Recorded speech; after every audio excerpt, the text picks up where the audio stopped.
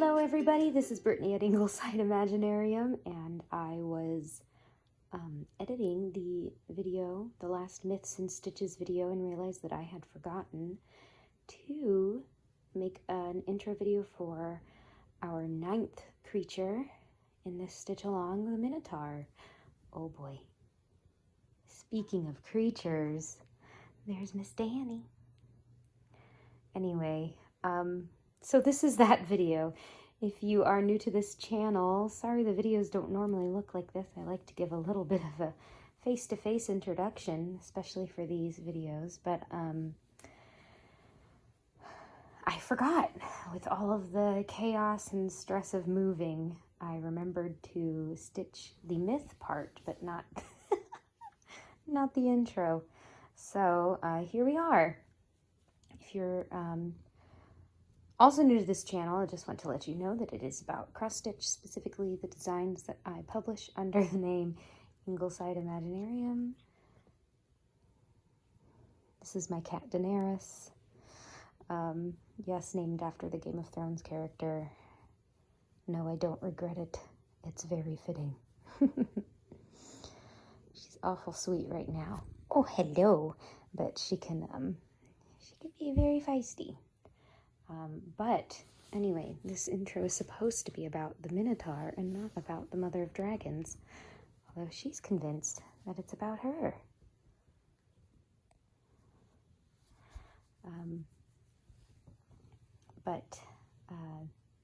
Yes, the Keramos. So the Keramos Bestiary is about all of the, well, not all of them, but many of the fantastical creatures that you can find in ancient Greek mythology, done up in the style of an ancient Greek urn, with sort of the red, in the style of red figure pottery. And this latest month, the month of November, we were introduced to the Minotaur, this fellow down here. One thing you may have noticed about the Minotaur, if you stitched him already or if you've seen his photos, is that he's not wearing any clothes. And that was a debate I had with myself. The main reference I used for this image included, you know, him in his natural state. And so I felt like, to be loyal to that image, that I should do the same. So you're welcome to keep that in or leave it out, whatever you're most comfortable with. But yeah, that is the Minotaur, and his is another somewhat tragic for the monster story, but I'll let past Brittany tell you all about that. I made it safe to Nashville, by the way. That's where me and the kitties are now, and I've already gotten to come up with some really great ideas for the future of Ingleside Imaginarium. So I'm excited to share that journey with all of you in the next couple months.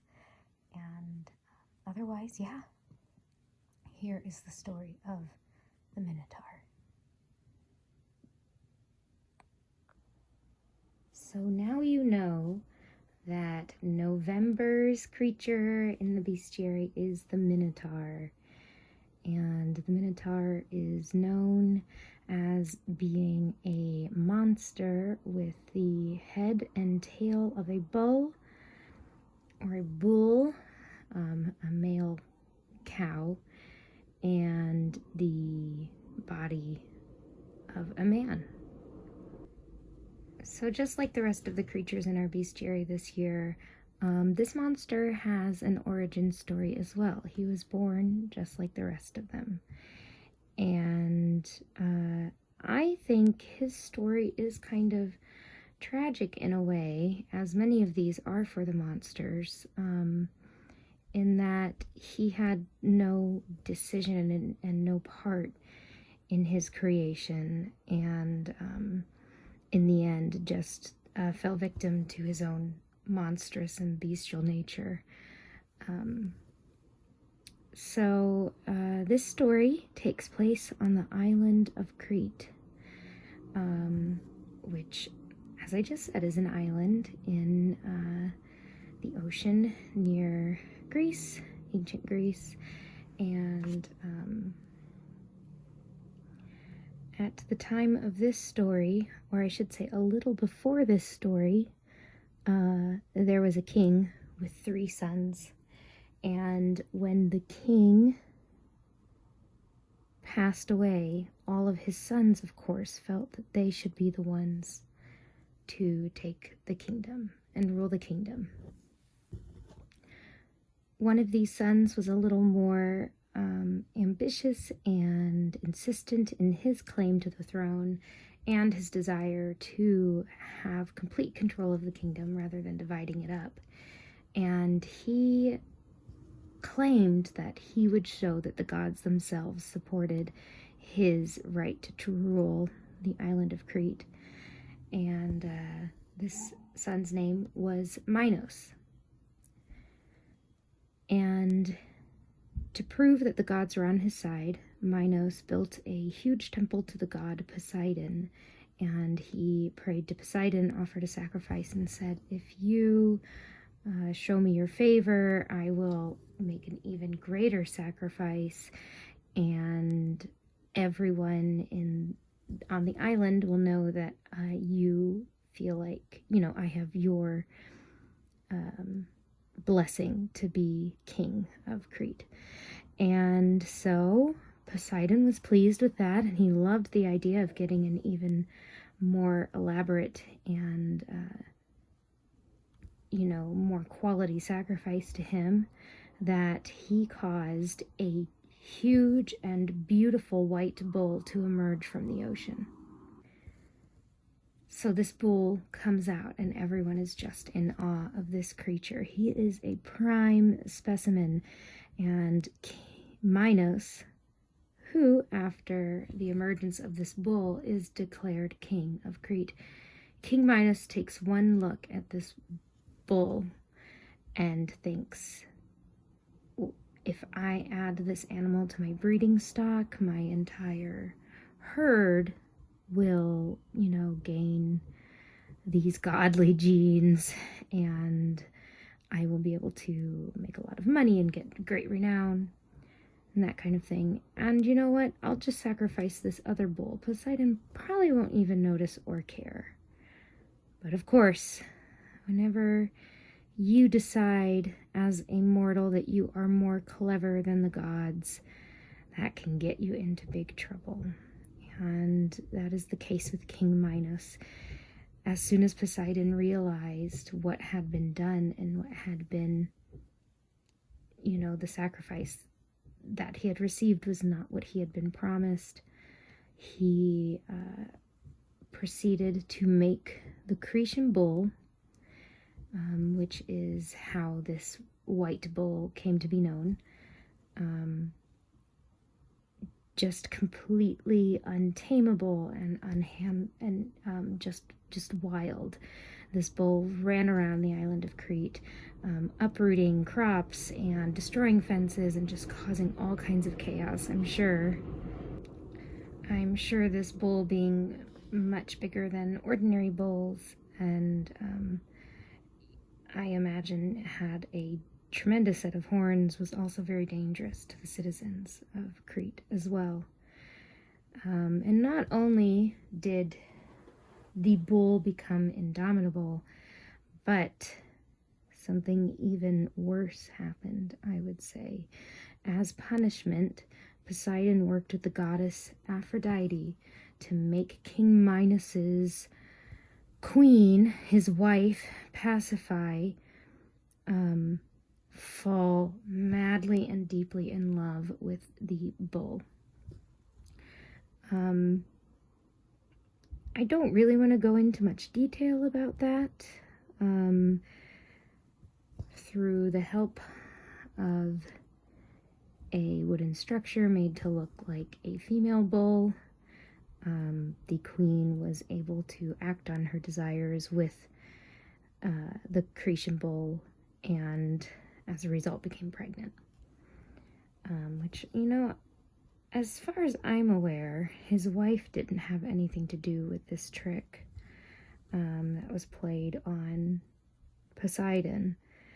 So it seems, I mean, yeah, it seems pretty terrible that she got, a real short end of the stick in this situation, and the fact that she was made to act upon these unnatural desires for this bull.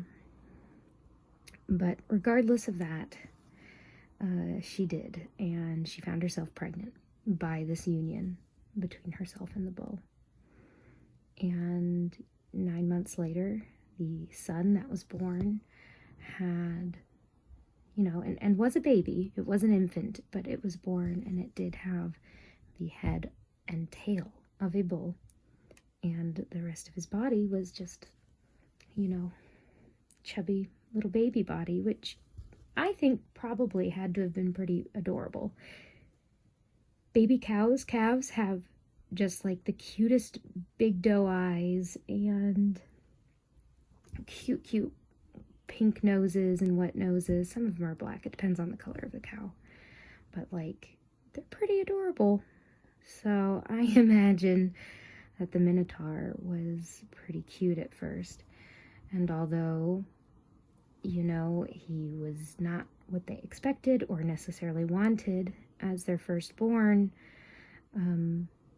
to her credit, Queen Pasiphae,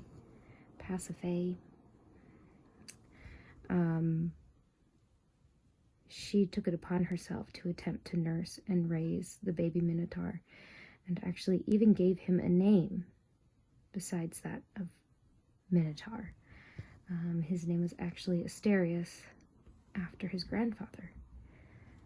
But unfortunately, because he was not a natural beast or natural man, he became the subject as he grew and got older and more ferocious and more uncontrollable. Just as his strength and his body grew, he ended up exhibiting some cannibalistic urges. And in fact, that was the only way that he could get sustenance, was to eat human flesh. So again, through not necessarily any fault of his own, just that, the circumstances of his birth and the crimes or, the sins of the parents, he was brought to life and became this monster and became known as a monster. And King Minos, not really knowing what to do with this beastly son who was literally devouring his kingdom, went to the oracles and asked, "What should I do with this son of mine?" And the oracles suggested that he build a labyrinth to keep the beast in, and to give him human sacrifices to be sent into the labyrinth to their death at the hands and horns and jaws of the Minotaur. So he did. He went back to his kingdom, and he ordered a very famous architect in Greek mythology, Daedalus. You might know of him and his son Icarus, to build this labyrinth. And the young Minotaur was placed in the center of the labyrinth and was and kind of grew up there and grew even more monstrous with, I imagine, his lack of socialization. The king and queen of Crete had other children. They had several daughters and sons, but most specifically there was a son named Androgeus, Prince Androgeus. And he actually was quite a stereotypical Grecian hero type. He was pretty much skilled at whatever you set before him. He was handsome. He was, physically strong, physically healthy, and he was to be the heir of the kingdom of Crete. And as, such a princely fellow, and so well known and loved in his kingdom, he ended up being the representative to the Athenian Games, which were feats of strength and athleticism that were participated in by from players from all over Greece. And these Athenian Games were actually the predecessor to today's modern Olympic Games. So Androgeus went to Athens, took the day's journey to get there by boat, and competed.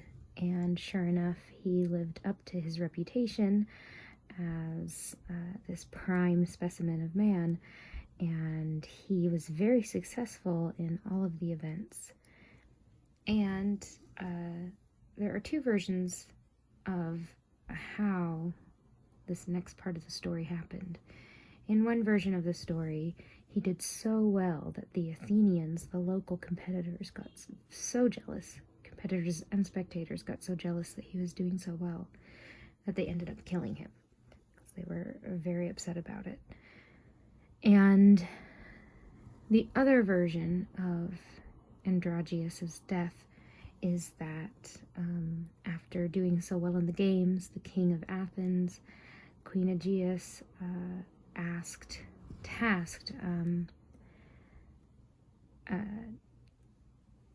Androgeus with defeating and killing the Cretan bull that had actually been brought over to the mainland by Heracles as part of his 7 labors. Now, in this version of the story, the prince Androgeus, he ends up dying by the horns of his half-brother's dad, basically. So that's very interesting, that he ends up, this bull that King Minos was supposed to have sacrificed years and years ago has returned to the story, and he's still suffering for his poor decision to try and trick Poseidon and outsmart him. Either way, how it happened, Androgeus dies, and King Minos is furious that the Athenians would have let this happen during their games and on their watch. And he commands all of his ships and soldiers to sail to Athens to declare war. And the king of Athens realizes he's outmatched, and so he asks if there's any way they can come to an agreement, and if there's anything that Athens can do to make up for the death of King Minos's favored son. And that's when King Minos realizes he's been sacrificing his own citizens to the Minotaur to feed his other, more beastly son, and this is a way that he can get back at Athens for stealing the best youth of the island kingdom of Crete by taking their best youth and feeding them to the Minotaur in the labyrinth. And thus it began an era, years, in which Athens sent 7 young men and 7 young women. The amount of years between these tithes or sacrifices varies. In some tales, it happens every year. In some tales, it happens every 7 years. In some tales, it happens every 9 years. But the time of the sacrifice arrives. The 14 youths are put on a ship that departs from Athens with black sails. It lands on the island of Crete in the ports, and the new tributes depart the ship, and the next day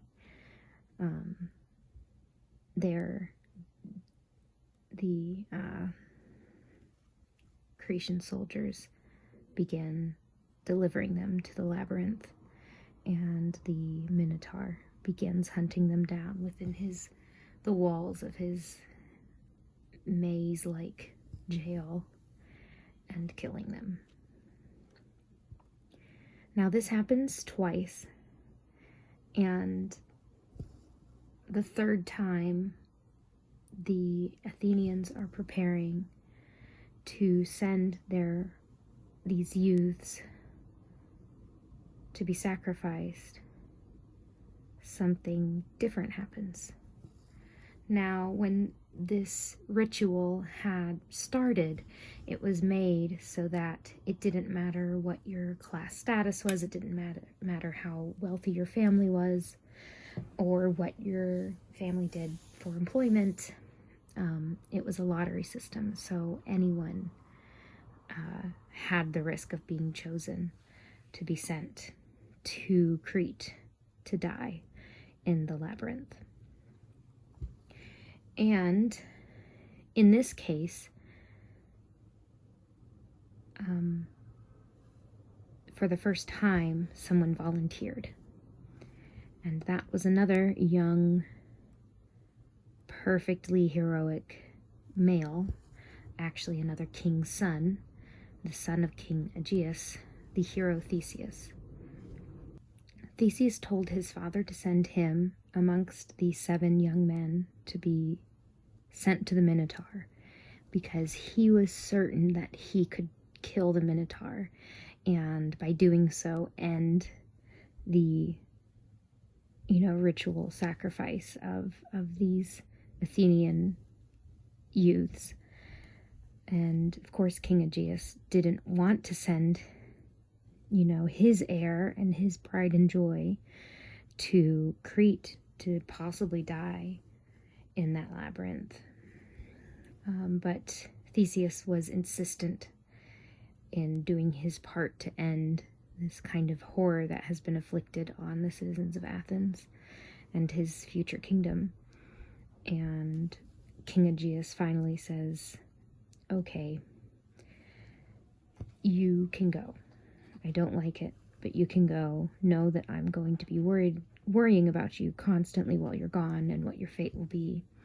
And Theseus, in order to try and help his dad feel better about him leaving, agrees to leave traditionally on the boat with the black sails from Athens. However, if upon his victory in the labyrinth and his victorious, triumphant return back to Athens, he would change the sails from black to white, and he would return with white sails. If he were to die in the labyrinth, he would instruct his crew to return with the customary black sails, signifying his death. So with this bare comfort that the king would know as soon as he possibly could what the fate of his son was, Theseus leaves for Crete and for his fate. So this boat with Theseus aboard, as well as the other sacrifices, the other chosen youths, arrives in Crete. The same thing happens as happens in years before. Everybody who lives in the capital city comes out to see who has arrived on the ships this time, including the King Minos's family. And as Theseus departs the ship, he locks eyes with some very fair maidens who happen to be King Minos's daughters. One of these is Ariadne, and the other is Phaena. Now, both of these sisters fall in love with Theseus at first sight, and knowing what his fate is going to be, they both decide that they want to help him escape his death in the labyrinth in what way they can. So Ariadne comes to Theseus that night, where he's being locked up in preparation to be delivered to the labyrinth in the morning. And she discusses with him, and she makes a deal with him. She says, if you will marry me and take me away from this island, back to Athens, away from my father, then I will help you defeat the Minotaur and escape with your life. Not only defeat the Minotaur, but help you find your way back out of the maze. Because that was another problem. Not only was this bloodthirsty monster hiding inside the walls of the maze, but once you were inside, it was very hard to find your way back out unless you knew the way and the layout. And there was only one man who knew the layout, and that was the man who made it, Daedalus. Now, fortunately, with Daedalus having done lots of work for the king, Ariadne was able to ask him, what is the best way to find your way out of this labyrinth once you're in it? And Daedalus told her that Theseus should tie a piece of string around the entrance to the maze and hold the ball of twine or string or linen in his hands and unravel it as he made his way through the maze. This way, when he was done with his encounter with the Minotaur, he would be able to follow the string back out. So Ariadne prepares for the morning, as does Theseus in his cell. And when they awake the next day, Theseus sees Ariadne outside the labyrinth, and she says to him, I've left for you just on the other side of this entrance to the labyrinth a ball of twine and a sword. So she's given him a weapon as well as this twine to help him find his way out again. She explains the plan. In some stories it is she that waits on the other side of the entrance with one end of the twine in her hand, and Theseus having the other end and unraveling it as he goes. He tells the other tributes to stay where they are as he makes his way into the maze through the twists and turns and dead ends of this maze. He walks and walks and walks, and if he encounters a dead end, he rolls his ball back up until he finds a new way to go and tries this new way. Now, eventually, he hits a point where he begins to hear movement, perhaps the padding of soft feet, perhaps the heavy, moist breathing of a bovine nostrils, perhaps the grunts of a bull as it sniffs out an intruder. And eventually he hits a point where he has a passage to both sides of him, and he, not knowing where this sound is coming from, in the confusion of all of the stone walls on either side of him, throws a pebble in each direction so that he can at least be prepared for which way this encounter will come from. On one side, he hears the pebble clatter down the corridor, echoing without hitting anything. But on the other side, he hears it thump into something meaty.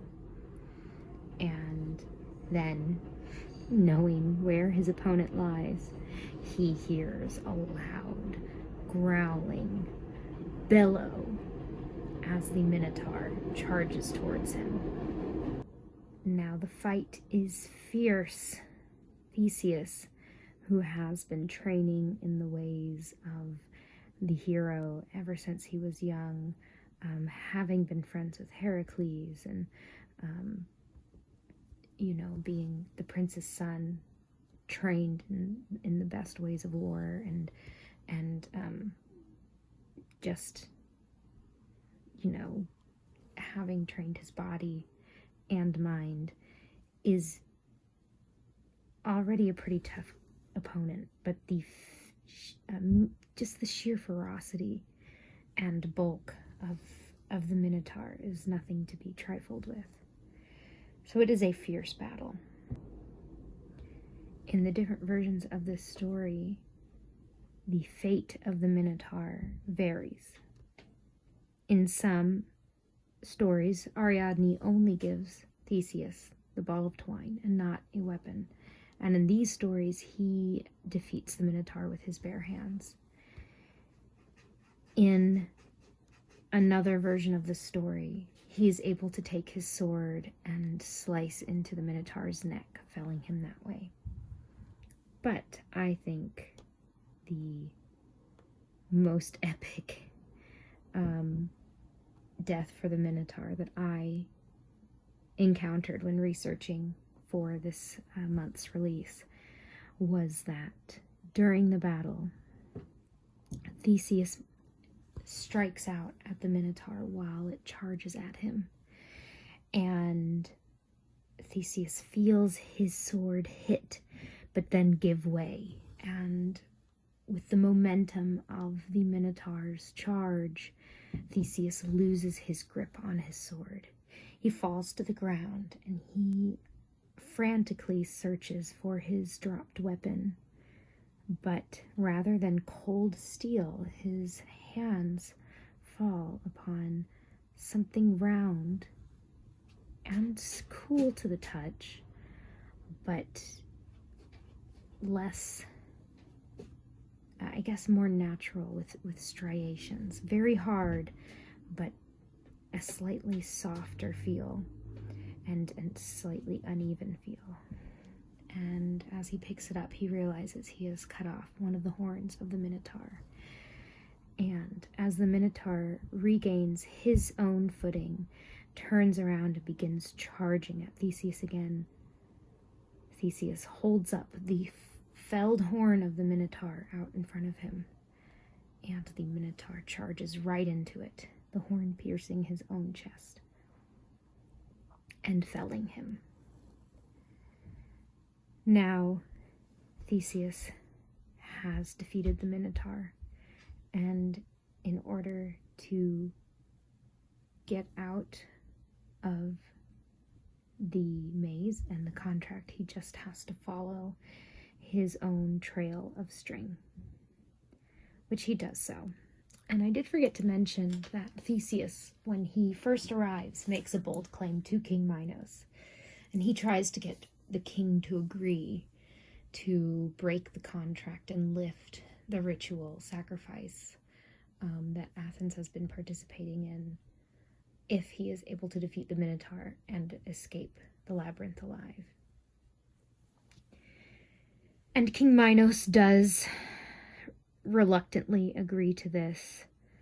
And I guess I shouldn't say reluctantly. He finds it humorous that Theseus thinks that this is a possibility. And so I think it's not so much reluctance as, well, you're asking something that is not going to happen, so what's the harm in agreeing to this? So when Theseus makes it out of the maze and returns to see Ariadne waiting for him, he realizes that he's done what he set out to do. And he wants to tell the king right away. But Ariadne knows her dad and knows that there's a high probability that since Theseus actually succeeded, King Minos would do everything he could to change up the terms and possibly even get his revenge on Theseus for killing another one of his sons, no matter how hated the Minotaur was in King Minos's eyes. So, without waking anybody, the 14 youths from Athens and the 2 kings' daughters run through the city of Crete to the port and board the ship. Now, there is an air of celebration on the deck of this ship because all of these, even the crew members and the youths that came to their deaths have realized they've made it out alive, and they're excited. And so rather than make the entire journey back to Athens as quick as possible and in one day, they decide that they're going to stop off at an island called Nexus and have a party. So they get off, they party, they revel, and the next morning they all kind of groggily wake up from wherever they've fallen asleep and gotten back aboard the ship and begin to sail towards Athens again. However, partway along this journey, it's discovered that Ariadne, who did help Theseus survive his encounter with the Minotaur and get out of the labyrinth, is not on board. Apparently, she had not awoken with the rest of the people aboard the ship and had been left behind, abandoned on this island. And this is something else where there are several versions of the story of Ariadne's fate and whether she was purposefully left or it was accidental. In some versions of the story, Theseus had agreed to marry Ariadne, but he didn't love her, or he wasn't interested in it. So he leaves her behind on purpose so that he doesn't have to marry her. And in some versions of this version of the story, that's because he's fallen in love with her sister Faina. Now, Faina does become his wife, so, there might be some truth to that story. Or another version of the story where it's not just an accident that Ariadne is left behind, says that Dionysus, one of the gods, actually is able to see Ariadne as she boards the ship in Crete and falls in love with her. And so when they're getting to depart the ship at Nexus to party, Dionysus appears to Theseus and tells him that he cannot marry Ariadne because Dionysus himself was in love with her and wanted her to be his wife. So, this whole story is about what happens when you disobey the wants and desires and whims of gods. And so Theseus agrees and leaves Ariadne behind on the island so that Dionysus is able to find her and ends up marrying her. Or perhaps it was just an accident. Regardless of how she was left behind, her absence was noticed, and it did cause a bit of commotion on the ship. Enough commotion that as the boat neared closer and closer to Athens, Theseus's promise to his father, King Aegeus, was forgotten, and the sails were not changed from the customary black sails under which they departed. Because if you remember, the sails were supposed to have been changed to white so that the king would know his son survived. But seeing the black sails, the king's heart broke, and he wasn't able to stand knowing that his son was no longer alive. And so the king threw himself into the waves of the ocean, into the waves of the sea, and died. And that sea that he killed himself in is now known. It is now known as the Aegean Sea. And that is really the story, the whole story of the Minotaur, his origins, and his destruction by the hands of the hero Theseus. And a little extra info about kind of the auxiliary characters in the Minotaur's life. Some of his sisters, his half-brothers and sisters, I should say. Now, Theseus's life is documented after he returns. As I mentioned, he's married to Faina, and some, not so nice things happen in his life too. It seems like, very rarely in Greek tales does a person have an easy and conflict-free life, even if they are quote-unquote heroes.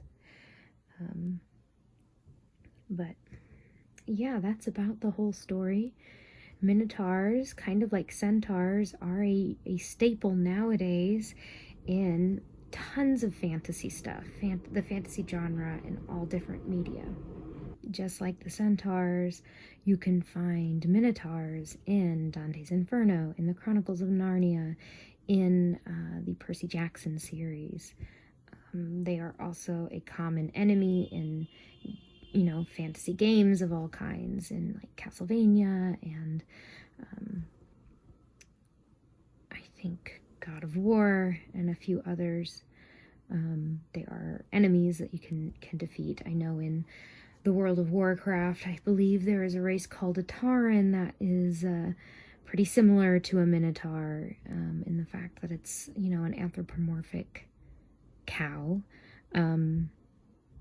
And of course, Dungeons and Dragons, there is a monster that you can encounter that is based off of the Minotaur and is called a Minotaur. And I forgot to mention, but the name Minotaur comes from two Greek words, or at least a name and a Greek word. You might recognize Minnow as the king's name, Minos, and Tar, meaning bull, like, Taurus, meaning that even though he was born and given a name, Asterius, he became known as Minos's bull. I feel like sort of as he lost, he was no longer considered human. He was no longer considered his own individual. If you've watched this, you can probably tell that I'm somebody who tends to feel, I don't know if I feel a kinship with the more monstrous or beastly, or I just recognize, that it's, I don't know, just to be called a monster and then to be treated as something less than human. And like the myth says that the Minotaur became ungovernable, but at the same time you have to wonder if he was given the right circumstances, would he have made it without, giving in to his beastly side? I don't know. But I hope you enjoy stitching your own Minotaur. I do want to just add in as like a fun trivia for when I was designing this piece. I made him white because I felt like the balance in the piece with white Pegasus on top, it would be nice to get another white, mainly white figure lower down on the vase. But I also thought it was a nice homage to the original Cretan bull, his father, being a beautiful white bull that, he was white as well. So yeah, I hope you enjoy stitching your own Minotaur. I can't believe it. Once he's finished, we only have one section of our vase left. And, we have this sea band here, this band that kind of looks like the ocean's waves. So that's a hint as to what sort of creatures you can expect us to wrap up this stitch along with. I want to say sorry for the delay on these videos, especially. I'm not sure when this one will come out, but hopefully it's still in November. That move and trying to get everything in New York wrapped up and seeing people before I leave, and then of course still having to do my day job and everything has really taken a toll on my energy level as well as my free time. So just trying to keep afloat and get everything done. Once I get to Nashville, of course, I should have a lot more free time, at least in the first month or two while I'm getting settled.